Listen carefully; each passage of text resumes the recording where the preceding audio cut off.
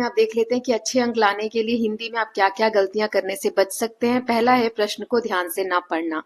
ध्यान से अगर प्रश्न को नहीं पढ़ेंगे और उसका उत्तर लिखने लगेंगे ओवर कॉन्फिडेंट होकर कि आपने क्वेश्चन ढंग से रीड ही नहीं किया। एक बच्ची ने मुझे बताया था पिछले साल, उसने नो, जैसे होता है ना कौन सा ऑप्शन करेक्ट नहीं है, नो वाला ढंग से नहीं पढ़ा था और उसने उस हिसाब से आंसर कर दिया और उसका 4 मार्क का क्वेश्चन गलत हो गया। असर्शन रीजन वाले क्वेश्चन में ये बहुत बड़ी बात होती है।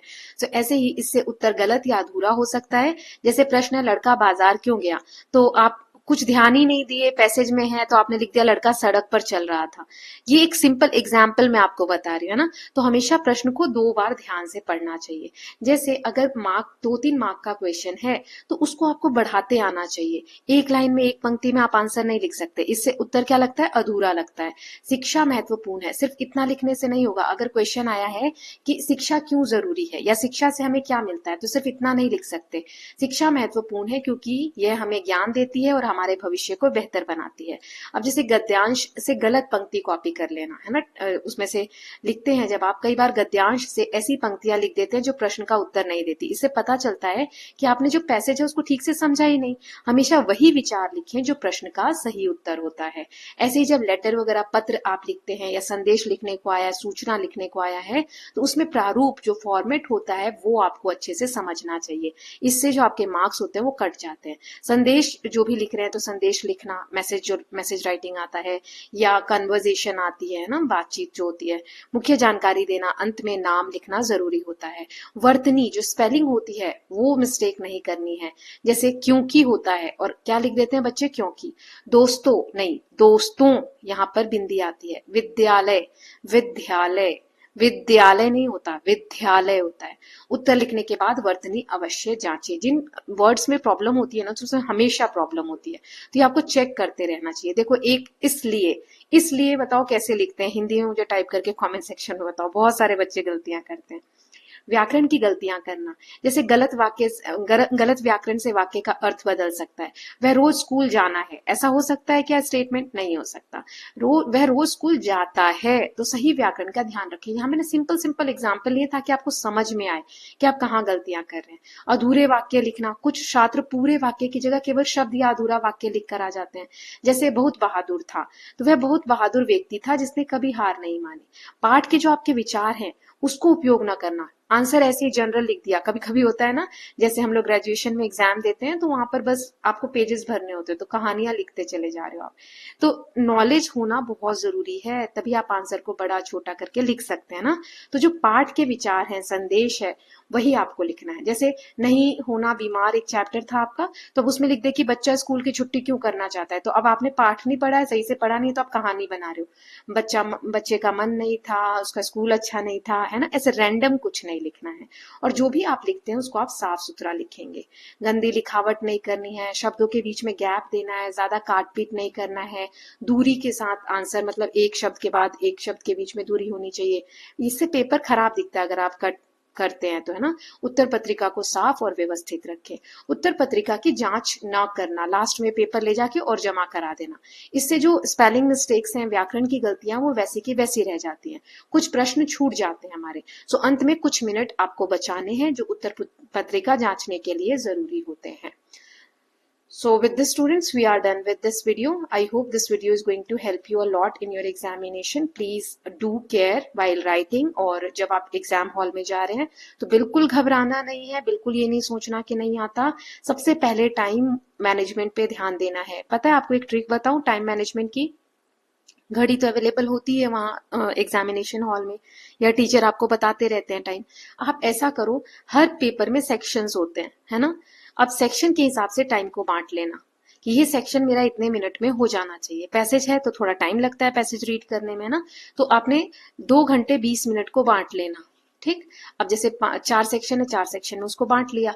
अब अगर उतने टाइम में एक सेक्शन के क्वेश्चंस नहीं हुए तो जस्ट स्टॉप देयर, उसमें और टाइम नहीं देना है, दूसरे सेक्शन को कंप्लीट करो। हो सकता है दूसरा सेक्शन उससे पहले हो जाए। ठीक, मतलब जितना टाइम आपने दिया है ना इस दूसरे सेक्शन को, उससे पहले हो जाइए। तब बचा हुआ टाइम आप यहाँ दे दो। कितना बचा हुआ? जितना इसमें से बचा है उतना ही। फिर स्टॉप करो, फिर तीसरा सेक्शन करो।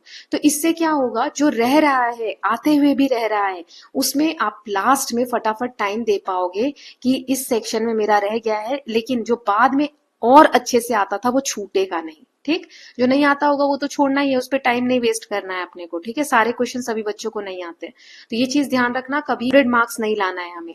हमें कितना लाना है, जितना भी लाना है अच्छे से लाना है, कुछ छूटना नहीं चाहिए, जो आ रहा है वो नहीं छोड़ के आना है।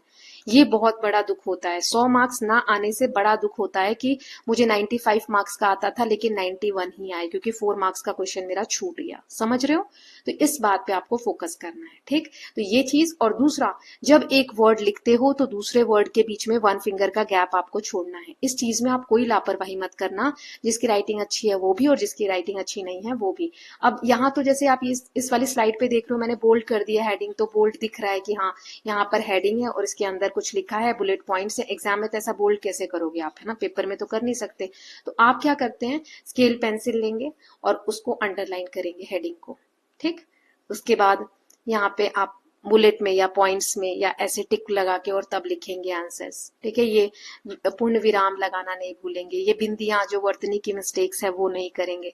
तो ये चीजें आप ध्यान दीजिएगा। लास्ट में 10 मिनट आपको कम से कम 7 मिनट तो रिवीजन के लिए रखना ही है, चाहे कितना ही इजी पेपर हो। पेपर दे के बच्चे आते हैं, मेरा तो बहुत अच्छा गया है, मैं तो बिल्कुल इस बार तो मेरे 90 आ जाएंगे, अरे इस बार तो मेरे 100 आ जाएंगे। आने दो, आ भी सकते हैं, ऐसा नहीं है। लेकिन वही एग्जामिनेशन में ये ड्रीम मत देखने लग जाओ। आएंगे तो अच्छी बात है, कितना भी आपको लग रहा हो ना 100 में से 200 भी आ जाएंगे, फिर भी एक बार पेपर को चेक करो। Okay, so with this I think these things are going to help you. और किसी सब्जेक्ट का बनाऊं क्या, मैं दूसरे वाले चैनल पे एक तो अपलोड कर दूंगी, मैथ्स में क्या ध्यान रख सकते हैं। ओके, और किस सब्जेक्ट का बनाऊं तो प्लीज लेट मी नो, ताकि इससे आपको और हेल्प मिल सके, है ना। और पिछला वाला मैंने इंग्लिश का भी बनाया है, और मैं एमसीक्यू वीडियोस भी बना रही हूँ इस वाले चैनल पे भी और दूसरे वाले चैनल पे भी, 10-10 15-15 एमसीक्यूज के साथ या ग्रामर के क्वेश्चंस के साथ, तो वो आपको हेल्प करेंगे एग्जाम में। और पीडीएफ नोट्स वगैरह चाहिए तो please let me know in the comment section, या फिर व्हाट्सएप नंबर मैं हर वीडियो के एंड में दे रही हूँ। अब जो न्यू वीडियोस है लगभग 15 दिन से, तो वो व्हाट्सएप नंबर पे जाके आप मुझे मैसेज कर सकते हैं। अच्छा, एक और चीज, आप लोग पीडीएफ के लिए जब बोलते हैं ना, एकदम एंड मोमेंट पे बोलते हैं, तो मुझे भी अरेंज करने में, मॉडिफिकेशन करने में टाइम चाहिए होता है। तो अब कल चाहिए तो कल ही मत बोलो, एक दिन पहले बोल दो, चाहिए तो है ही ना।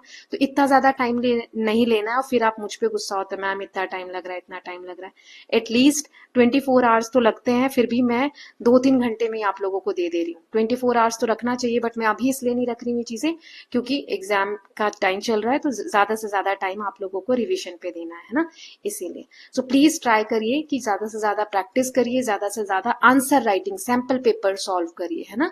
जो भी मैंने यूट्यूब के पे कराए हैं, मेरे चैनल पे या किसी और चैनल पे, जितने क्वेश्चन आपकी आंखों के सामने से अभी निकल जाएंगे, उतना ही आपको एग्जाम में बेनिफिट मिलेगा। ओके, सो नेक्स्ट वीडियो में मिलते हैं, वहां पर हम मैथ्स देख लेंगे। मैथ्स के क्या आप 10 मिस्टेक्स जो है वो अवॉइड करें, कि ऐसी मिस्टेक्स हम एग्जाम में ना करें, ताकि आप अच्छे से स्कोर कर सके। और एक और चीज, प्लीज आप लोग मुझे कमेंट सेक्शन में बताइएगा या मुझे व्हाट्सएप पे बताइएगा, जब आप लोगों के रिजल्ट्स आएंगे तो किसको कितना आया। अच्छे बुरे मुझे कोई फर्क नहीं पड़ता, बच्चे आप बस मुझसे शेयर करिएगा। बुरे कुछ नहीं होता है, हम सीखते हैं, है ना। तो फिर नेक्स्ट क्लास में जाएंगे, अच्छे से पढ़ेंगे, अच्छे से सीखेंगे, इससे मोटिवेशन लेना कि अब मैं आगे और अच्छा करूंगा या करूंगी। ठीक, तो शेयर करिएगा, और नेक्स्ट एग्जाम कौन सा है वो भी बताइएगा। So will meet very soon, till then please take care of yourself, keep learning, keep revising, and don't forget to subscribe the channel for more such videos. Thank you so much.